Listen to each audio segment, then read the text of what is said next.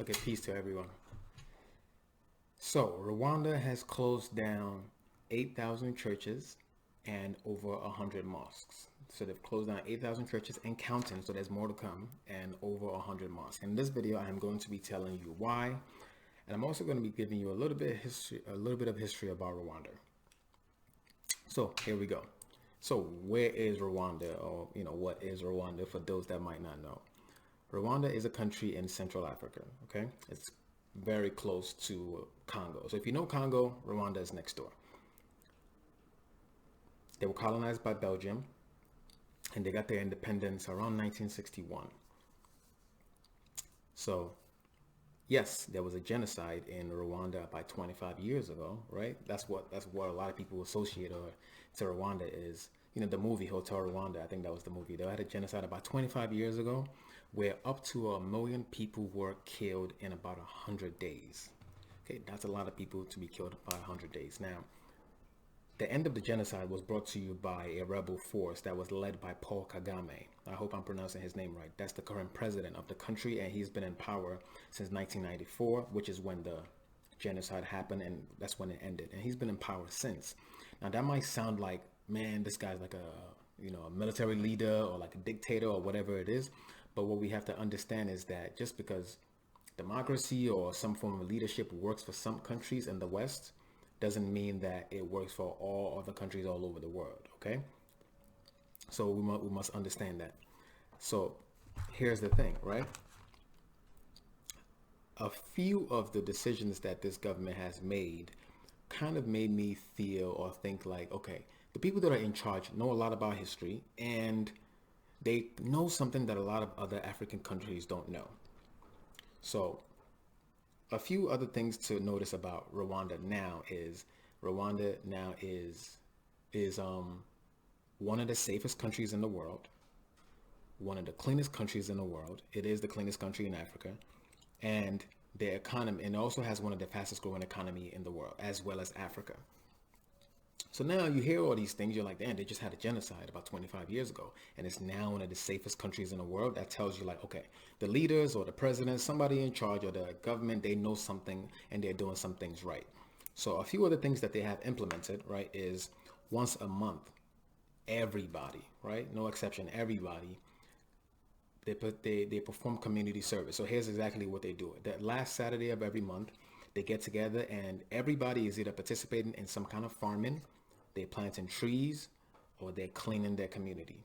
Everybody. So that's why I said it's also the cleanest, and that's why the outcome is you have the cleanest country, the cleanest country in Africa, and one of the cleanest countries in the world. Okay, Paul Kagame, the president, said that he wants to make Rwanda the Singapore of Africa, and the way it's looking, he's on a good pace, especially if you consider the fact that one, the country is only about 60 something years old because they got their independence from Belgium on like 19, no, I don't know if it's 60 something years old. Let me change that. They got their independence in 1961. So if you do the math, actually, yeah, it is like 60 something years old. They got their independence. So it is not a country that's that old, but they are doing very, very good under the current government.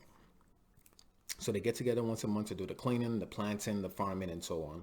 And now let's get to why the country has closed down 8,000 churches. I don't know why I'm so excited, but some people that know me know why I'm excited about that. They've closed down 8,000 churches and counting, as well as 100 mosques. So Rwanda itself, let's get a little bit of history in, right? Rwanda itself is made up of about 90% Christians and about 5% Muslim. Okay, now that doesn't add up to 100. That's because some people don't. Not everybody's Christian or Muslim, so that's why it doesn't add up to 100. For those that might wonder, oh, his math doesn't add up, so that's why. But here's the thing, right? So now, in order for you to be a pastor or open up a church, one of their there's a lot of requirements that they make. One of the most important one that stuck out to me was the pastor must have a degree in theology. What is theology? Theology is the study of nature and God and religious belief. Okay, and that's the thing. The moment you study that, you're gonna realize that, especially when it comes to Christianity and Islam, you're gonna realize that one, there's a lot of lies. Two, it doesn't belong to you to begin with. If you don't believe what I'm saying, I can give you a little bit of backstory. Rwanda is colonized by Belgium, same people that colonized Congo. the first person to actually colonize Congo was King Leopold. Before he colonized Congo, the first thing that he did was send missionaries into Congo to do what? To convert them from whatever they believed in, whoever they were, to Christianity. Okay, you feel free to look that up. I actually did a whole video on Republic of Congo and Leopold. It's on my YouTube channel. Feel free to go ahead and watch that. So now if you look at it, so the government has put in place a few things that you need to do before you can own or be a pastor or run a church. And the most important one, like I said, is you have to have a degree in theology. That's the thing. The moment you start studying theology, you're going to see that this religion doesn't belong to us. It was brought to us when we were either enslaved, being invaded, or already colonized. So if you were a pastor and you start studying that, you're going to drop that religion. Unless if you're just totally blind and you're just not studying it with an open heart.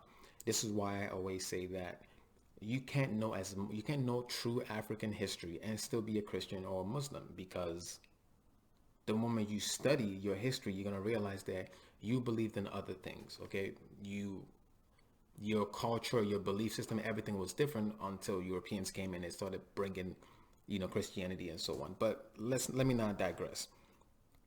So now, other things that they did into their that they put in place is they no longer have prayer meetings in their government institutions, and that is something that used to be popular. So they removed prayer, right? This is a government or a president that realized that just praying isn't going to get you anywhere.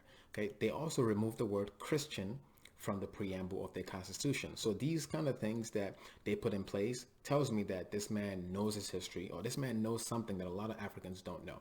Also, 64% of their government or their parliament, 64% is women. Okay, that's something that a lot of African countries are missing. 64% is are women. Takes you back to ancient Egypt. Women were the ones that called a lot of shots. Okay, women were involved in everything that was going on in ancient Egypt, which is ancient African history, because Egypt was like the first documented civilization. So now when you put all of those things together, what is the outcome? It is now the cleanest country in Africa, safest country in Africa, one of the cleanest and one of the safest in the world. It has one of the fastest growing economies. And, a whole lot of positive things. Now, I myself didn't really know all of this until I started studying. And now Rwanda is a place that I actually will visit just to kind of see for myself and learn a lot more. So that's pretty much it for this video. And I just want to remind everyone that, one, if you want to buy some of the hats, right, that I'm wearing, you can go to yearofreturncaps.com. I'm going to put the link below. Two, always remember, regardless of what race you are, remember to love yourself and support people that look like you. So if you're Asian, support Asian. If you're white, support white. If you're black, okay, let me stress that part. Support black businesses, support your own people, put your money in the pockets of people that look like you. If there's a black bank around you, make sure you open one, okay? And other than that, that's pretty much it. Thank you for watching. Feel free to subscribe somewhere over here. Feel free to like my video or move on to the next one. Thank you for watching. Peace.